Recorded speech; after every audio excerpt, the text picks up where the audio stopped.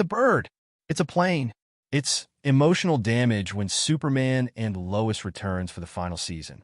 Fans already know that Superman's, Tyler Hoechlin, fate is speeding towards an early grave since the show is adapting the iconic death of Superman comic book arc from 1992 to 1993 by revealing that Clark ultimately dies in his battle against Doomsday.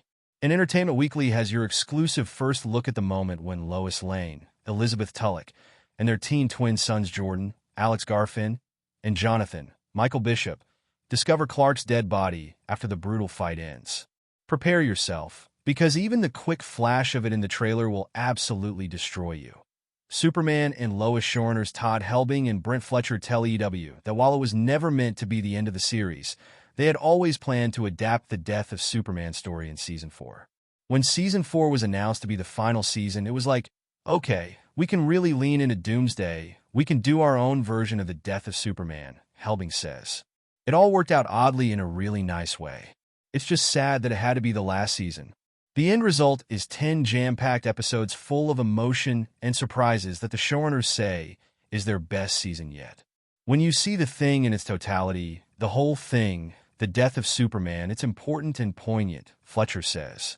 And it turns out it's a great send-off for our hero and our family, and these iconic characters that you care about.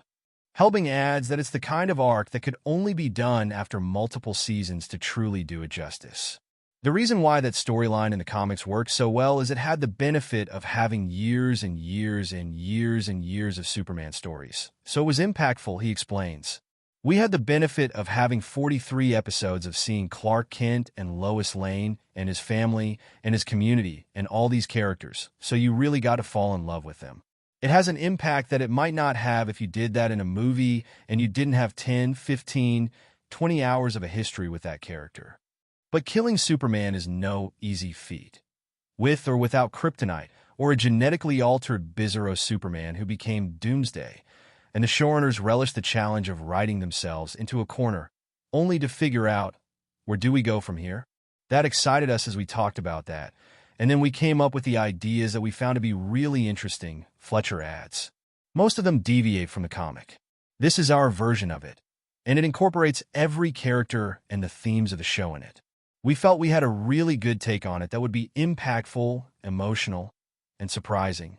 From episode to episode, there are a lot of big surprises in it that are thrilling as an audience member, but there's also big emotion.